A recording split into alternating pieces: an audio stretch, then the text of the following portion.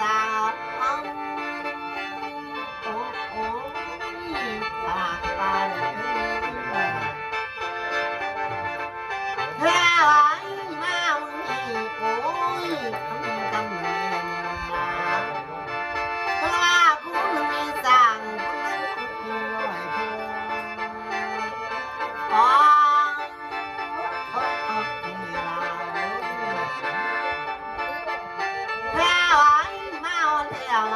คิดถึงข้าได้มา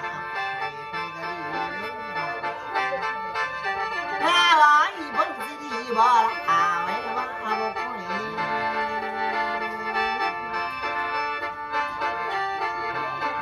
อ้าวมามึงนี่มาเอาเลี้ยง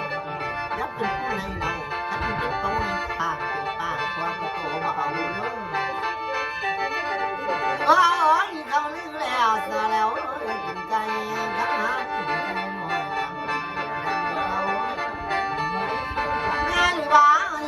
มันสักทีมันยังแล้วเหยียดไปแล้วพ้นสิมุ้ง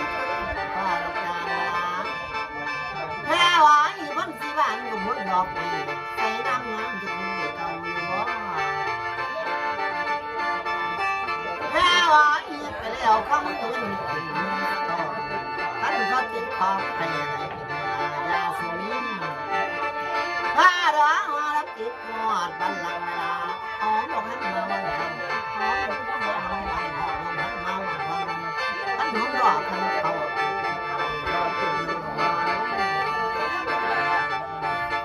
แค่ไหว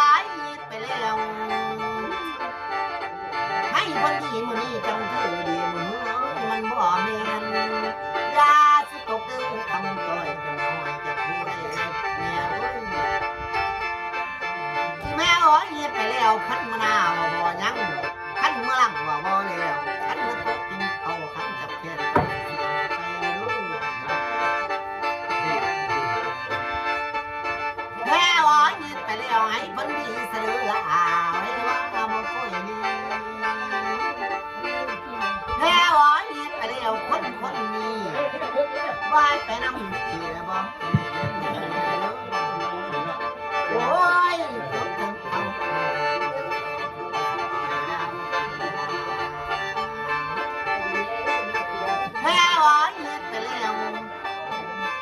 กินเข้าไอ้เพิ่นตกท้องนาเลยเด้อแค่ว่าอีฉันกินปลาตกท้องน้อยพี่ปันเตะแกงป่าตกต้นแกงป่าตก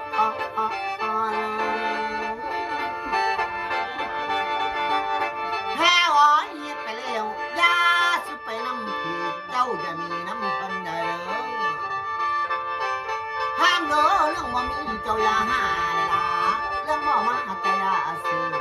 เรื่องบ่คืออย่าใส่เด้อเจ้าอย่าตัวเด้อตกกาเด้อนะจังวัน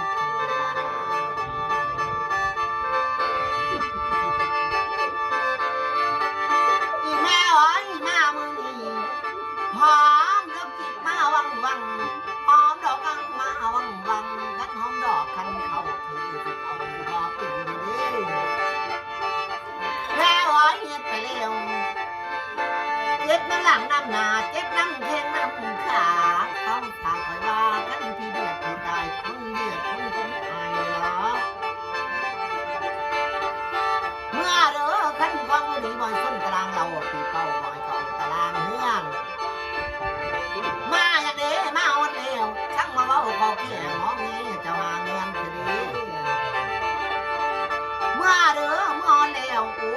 ยท่านนี้เป็นคนหาเพื่อว่าเขาสิเตะเพียงเลยสามมือนี้สิใครใน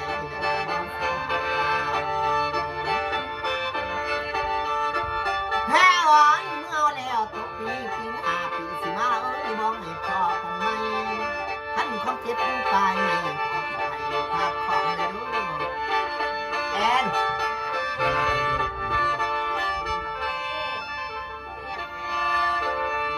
เป้าขนาดถูกบอกจำเป็นเล่งขนาดเลย